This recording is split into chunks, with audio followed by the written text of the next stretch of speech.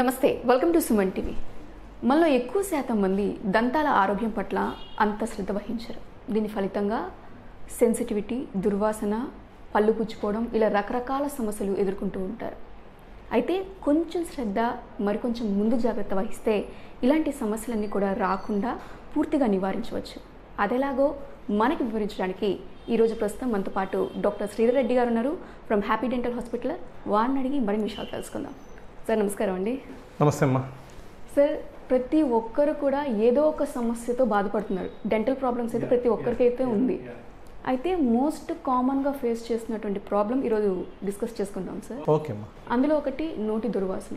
ఈ ప్రాబ్లం వల్ల అసలుకి మనిషికి ఇన్సెక్యూరిటీ ఫీలింగ్ ఎక్కువైపోతుంది. ఎందుకంటే మనం చెప్పాలనుకుని చెప్పలేదు, కాన్ఫిడెన్స్ లెవెల్స్ అలా తగ్గిపోతున్నాయి సార్. మెయిన్ రీజన్స్ ఏమంటారు సార్ దీనికి? మా నోటి దుర్వాసన ఎంత సెన్సిటివ్ ఇష్యూ అంటే నువ్వు చూస్తే హస్బెండ్ అండ్ వైఫ్ ఉంటే ఒకరికొకరు కూడా చెప్పుకోలేరు, అంత సెన్సిటివ్ ఇష్యూ. బట్ బాధాకరమైన విషయం ఏంటంటే దాదాపు 10లో 7-8 మందిలో నోటి దుర్వాసన ప్రాబ్లం ఉంటుంది. బయటికి పక్కన వాళ్ళు చెప్పరు, కొంచెం దూరం అవుతారు అంతే. మనుషులు కొంచెం భయపడే నోట్లో కంపు వస్తుంది, దూరంగా ఉందామని భయపడతారు అంతే. బట్ ఆ నోటి దుర్వాసన కారణాలు చాలా ఉంటాయి. ముందు పంటికి సంబంధించి, నోట్లో సంబంధించి నోటి దుర్వాసన ఎందుకు వస్తుందో చూద్దాం, చెప్తాను నేను మీకు. నోటి దుర్వాసన పళ్ళల్లో వచ్చేదానికి కారణం ఒకటి పంటి పుచ్చు. పన్ను పుచ్చితే క్యావిటీ ఫామ్ అవుతుంది. ఆ క్యావిటీలో పోయి తిన్న ఆహారం అంతా ఇరుక్కో ఉంటుంది. మీకు తెలుసు, మిగిలిన అన్నం పక్కన వేసి పెడితే కాసేపు కంపు కొడుతుంది. అదేవిధంగా నోట్లో నుంచి వాసన వస్తుంది. అది పంటి క్యావిటీ ఫామ్ అయినప్పుడు, పుచ్చినప్పుడు. ఇంకొకటి ఏంటంటే చిగుర్ల వ్యాధి. చిగురుకి పంటికి బాగా కనెక్ట్ అయి ఉంటుంది, చిగురు పంటికి బాగా అటాచ్ అయి ఉంటుంది. అలా అటాచ్ అయినప్పుడు ప్రాబ్లం ఉండదు. అలా అటాచ్ అయిన చోట డస్ట్ పోయి ఇరుక్కొని ఆ చిగురికి పంటికి మంచి ఒక పాకెట్ లాగా అయినప్పుడు అక్కడ మళ్ళీ ఫుడ్ ఇంపాక్షన్, ఫుడ్ పోయి ఇరుక్కోవడము, అక్కడి నుంచి వాసన రావడం. ఈ రెండు నోట్లో మోస్ట్ కామన్. బ్రషింగ్ సరిగ్గా చేయకపోవడం. తర్వాత ఇంకొక మోస్ట్ కామన్ రీజన్ నోటి దుర్వాసన నాలుక. బ్రషింగ్ అయిపోయినాక నాలుక మన స్పాంజ్ లాగా ఉంటుంది, దానిపైన డస్ట్ ఫామ్ అయింది, ఈజీగా పోదు. జాగ్రత్తగా నాలుక క్లీన్. చాలామంది బ్రషింగ్ చేసేసి నాలుకని టచ్ చేయరు. నాలుక క్లీన్ చేసుకోవడం కూడా చాలా ఇష్టం. అట్టనే మరి నోట్లో నుంచి వేసి నాలుకేసి పట్టి లాగడం కాదు, నీట్గా బ్రష్ తోటి లాస్ట్లో బ్రష్తో కొద్దిగా ముందు భాగం కొద్దిగా క్లీన్ చేసుకుంటే నోటి దుర్వాసన నోటి నుంచి చాలా వరకు రికవర్ అవుతుంది. ఈ పంటి పుచ్చడము, చిగుర్ల సమస్య చెప్పాను కదా, ఇవన్నీ ఖచ్చితంగా ఒక డెంటిస్ట్ని కలిస్తేనే ట్రీట్మెంట్ చేయగలరు. బ్రషింగ్ మీరు చేసుకోగలరు, నాలుగు మీరు క్లీన్గా పెట్టుకోగలరు. కానీ పళ్ళల్లో పుచ్చు వచ్చినా, చిగుర్ల వ్యాధి వచ్చినా డెంటిస్ట్ దగ్గరికి పోతే దానికి ట్రీట్మెంట్ చేస్తారు, ప్రాబ్లం సాల్వ్ అవుతుంది. ఇంకా నోటి నుంచి ఇది ఇంకొక ప్రాబ్లం ఏంటంటే ఒక్క నోటి నుంచి మాత్రమే కాదు నోటి దుర్వాసన వచ్చేది. నోటి దుర్వాసన వచ్చేదానికి కానీ అదర్ కారణాలు ఏంటంటే గ్యాస్ ట్రబుల్ ఉన్నప్పుడు నోటి నుంచి దుర్వాసన వస్తుంది. వాటర్ తక్కువ తాగడం. ఇప్పుడైతే అసలు వాటర్ తాగేది చాలా తగ్గించుంటారు జనాలు. ఎస్పెషలీ ఈ కరోనా తర్వాత మాస్క్ వేసుకుంటారు. మాస్క్ వేసుకోవడం వల్ల ఏమవుతుందంటే మాస్క్ కంటిన్యూస్గా వేసుకొని వాటర్ తాగేదానికి మాస్క్ తీయాలి కదని వాటర్ తాగకుండా వదిలేస్తున్నారు. సో వాటర్ తక్కువ తాగుతున్నారు, అదొకటి. తర్వాత ఇంకోటి, మాస్క్ వేసుకొని ఏం చేస్తున్నారంటే ముక్కుతో గాలి పీల్చుకునేది కొద్దిగా కష్టంగా ఉంటుంది. సో నోటితో కూడా గాలి పీల్చుకుంటారు. అప్పుడు ఇంకా నోరు డ్రై అయిపోతుంది. నోరు డ్రై అయినప్పుడు మళ్ళీ నోటి దుర్వాసన, పళ్ళు పుచ్చడము, చిగుర్లు వ్యాధి రావడం, ఇవన్నీ జరుగుతుంటాయి. సో ఈ పాండమిక్ మనం దాటుకునే లోపల నాకు తెలిసి ఉండే వాళ్ళందరికీ పళ్ళు పుచ్చి మా దగ్గరికి వస్తారనుకుంటున్నాను.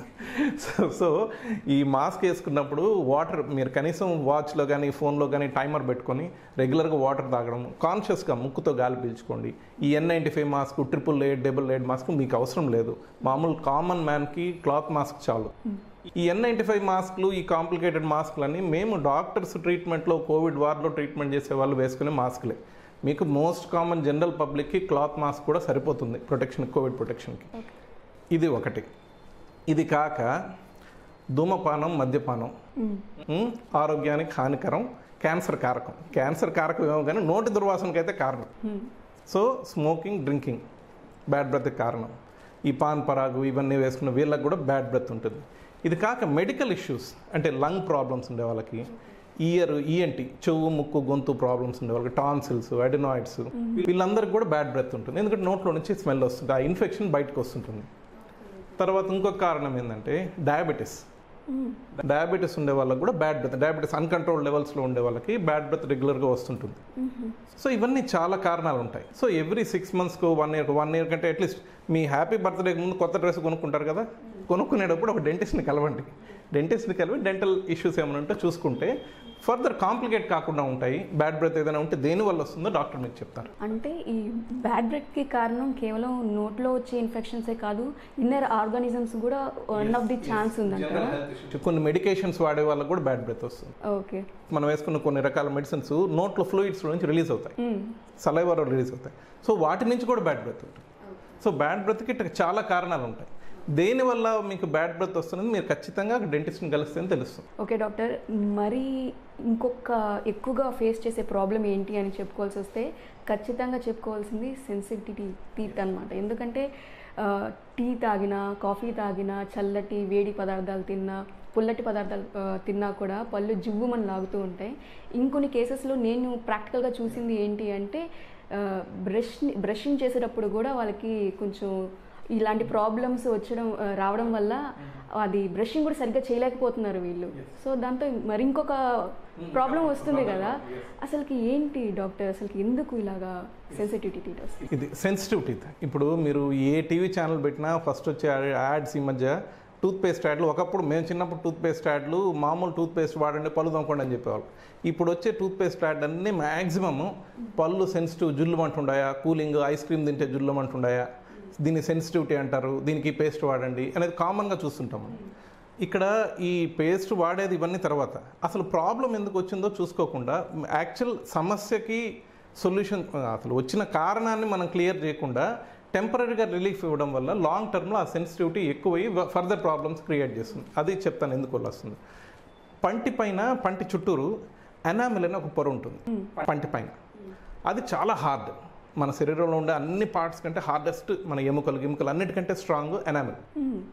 ఎనామిల్ మన పంటిని కవచంలా కాపాడుతుంది.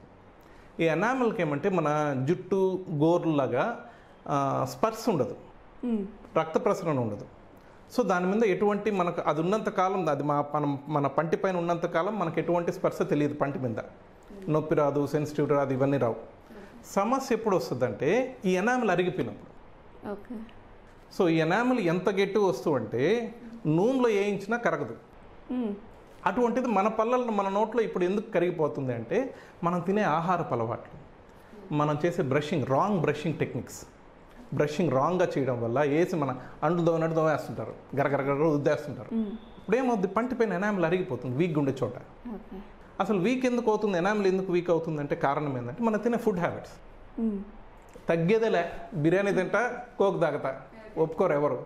బిర్యానీ తింటే కోక్ తాగాల్సిందే, థమ్స్అప్ తాగాల్సిందే. ఇట్లా మనం తినే ఆహారాల్లో హై యాసిడిక్ కంటెంట్, మనం తాగే కూల్ డ్రింక్స్లో. ఇప్పుడు ఇంకా హెల్త్ డ్రింక్స్ అంటారు.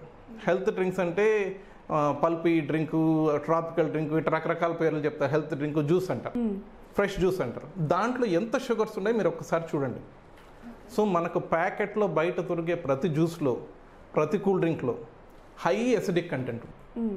మనం తినే ఆహారాలు చూస్తే ఏ ఇంటికి పోయినా సాయంత్రం పిల్లలకి స్నాక్స్ అంటే ఒక బస్తా ఉంటాయి బిస్కెట్లు, లేదు మ్యాగీలు ఉంటాయి. సో ఇవన్నీ షుగరీ ఫుడ్స్ అన్నీ బాగా యాసిడిక్గా ఉంటాయి. యాసిడిక్ కంటెంట్ ఉన్నప్పుడు పంటి ఎనామిల్ అరుగుతుంది. సో మనం తినే ఆహారాలు అన్నిటి వల్ల పంటి ఎనామిల్ వీక్ అవుతూ ఉంటుంది. ఈ ఎక్స్ట్రాగా ఈ పన్ను బ్రషింగ్, రఫ్ బ్రషింగ్ చేయడం వల్ల పంటి ఎనామిల్ అరుగుతుంటుంది. అందుకని ఈ మధ్య ఈ 20-30 సంవత్సరాల్లో ఈ సెన్సిటివిటీ మీద యాడ్స్ ఎక్కువ వస్తున్నాయి. ఎందుకంటే ఎక్కువ మందిలో ఈ ప్రాబ్లం ఉంటుంది. జీవితాంతం ఉండాల్సిన ఎనామిల్ 20-30 సంవత్సరాలకి అరిగిపోతుంది మనం తినే ఆహారాల వల్ల. సో ఆహారం తీసుకున్నప్పుడు మనం తీసుకునేది యాసిడిక్ ఫుడ్, మనం తినే ఫుడ్స్ చాలా వరకు యాసిడిక్గా ఉంటాయి. సో అవి తిన్న తర్వాత ఒకసారి నీళ్లు పుక్లిచ్చువే. సో కొద్దిగా pH నార్మల్ అవుతుంది. పుక్లిచ్చువడం ఎంతసేపు పుక్లిచ్చువడం అంటే పుక్లించుకుంటా మన ఆయిల్ పుల్లింగ్ లాగా పుక్లించుకుంటా ఉండబలేదు. మనం చేయి కడుక్కుంటాం, అన్నం తినేస్తాము, నోట్లో నీళ్లు పోసుకొని చెయ్యి సోపుతో కడుక్కుంటాం. కడుక్కున్నంతసేపు నీళ్ళు పుక్లిస్తే చాలు. సో డైల్యూట్ అవుతుంది. తర్వాత కొందరు చేసే ఇంకో పొరపాటు ఏంటంటే, ఇప్పుడు నేను చెప్పినాను కదా, ఈ స్వీట్లు ఇవి తింటున్నారు, పళ్ళు పొచ్చుతుండే, పళ్ళు అరుగుతున్నాయని తినంగానే పోయి బ్రష్ చేసేస్తారు. తినంగానే పోయి బ్రష్ చేయకూడదు ఎప్పుడు. ఎందుకంటే ఆల్రెడీ యాసిడిక్ కంటెంట్ పళ్ళ మీద స్టాగ్నెంట్ ఉంటుంది. వెంటనే బ్రష్ చేస్తే ఏమవుతుందంటే యాసిడ్ ఈ పేస్ట్లో ఉండే అబ్రేసివ్ అరగదీసేస్తే పంట. సో తిన్న వెంటనే కనీసం half an hour 1 hour wait చేసి బ్రష్ చేసుకోవాలి. నైట్ పడుకునే ముందు బ్రష్ చేయాలంటాను, కానీ తిన్న తర్వాత చేయకూడదు. కనీసం half an hour 1 hour wait చేసి బ్రష్ చేసుకోవాలి. ఓకే. సో అప్పుడు పళ్ళు ఇట్ట అరగకుండా ఉంటాయి. అంటే ఈ ఎనామిల్ అనేది ఒక రక్షక కవచం లాగా పనిచేస్తుంది. ఇది అరిగినప్పుడే మనకి ఈ ప్రాబ్లమ్స్ అన్ని కూడా ఫేస్ చేయాల్సింది అని చెప్తుంది. ఈ ఎనామిల్ అరిగేదని ఇంకా అదర్ కారణాలు చెప్తాను. ఒకటి పన్ను పుచ్చడం. పన్ను పుచ్చినప్పుడు ఎనామిల్ అరుగుతుంది. చిగుర్ల సమస్య వచ్చినప్పుడు చిగురు కిందకి వెళ్ళిపోద్ది, పైన ఉండే లేయర్ అరిగిపోతుంది. సో అప్పుడు ఈ సమస్య వస్తుంది. ఇంకొకటి ఏంటంటే హై అసిడిటీ ఉన్నప్పుడు నోట్లో నుంచి యాసిడ్ ఫ్లేమ్స్ మనకు గొంతులో నుంచి వస్తాయి బయటికి రీగర్జిటేషన్ వల్ల. అప్పుడు పంటి లోపల అరుగుతుంది, ఎనామిల్ అరుగుతుంది. ఇంకా కొందరికి హై ఫోర్సింగ్ కొరికే అలవాట్లు ఉంటాయి, నైట్ టైం కొరికేసే అలవాటు ఉంటాయి పళ్ళు, వాళ్ళకు కూడా పంటి పైన ఎనామిల్ అరిగిపోతుంది. వీళ్ళందరిలో ఎనామిల్ అరిగిపోవడం వల్ల పళ్ళు జూమ్ అనే సమస్య ఉంటుంది. అందుకని బ్రష్ పెట్టినప్పుడు ఇంకా జిల్లుమంటుంది, షాక్ కొట్టినట్టు ఉంటుంది బ్రషింగ్ చేసేటప్పుడు కూడా. సో వీటికి సొల్యూషన్ ఏంటంటే ఈ టూత్ పేస్ట్లు ఇవన్నీ టెంపరీ రిలీఫ్ ఇస్తాయి. పర్మనెంట్ సొల్యూషన్ ఖచ్చితంగా డెంటిస్ట్ని కలవాలి. ఎందుకంటే మీకు అరిగిందా, పుచ్చిందా, చిగుర్లు వ్యాధి వచ్చి జిల్లుమంటుందా మీకు తెలీదు. పేస్ట్ వాడితే రిలీఫ్ వస్తుంది, టెంపరీగా రిలీఫ్ వచ్చింది కదా అని వదిలేస్తే సమస్య ఎక్కువయ్యి ఇంకా డెంటిస్ట్ దగ్గరికి పోయినప్పుడు ట్రీట్మెంట్ కాస్ట్ ఎక్కువ అవుతుంది. ఈ టూత్ పేస్ట్ ఏది వాడాలని చాలామంది అడుగుతుంటారు. వచ్చిన ప్రతి ఒక్కరు దాదాపు ఏం టూత్ పేస్ట్ వాడాలి సార్, మార్కెట్లో వేల కొద్ది రకాలు ఉన్నాయి, ఏ పేస్ట్ వాడాలని. ఈ మధ్య అమెజాన్లో ఆన్లైన్లో ఈ సెన్సోరా టూత్ పేస్ట్ చాలా పాపులర్ అయింది. ఎంత పాపులర్ అయిందంటే ఇది అమెజాన్ చాయిస్ అండ్ ఫాస్ట్గా ఈ ఇంటర్నేషనల్ బ్రాండ్స్ అన్నిటిని కూడా పక్కకు దోసేసి ఇది ముందుకు వచ్చింది. ఈ పేస్ట్ ప్రత్యేకత ఏంటంటే ఇది ఒక ఆయుర్వేద టూత్ పేస్ట్.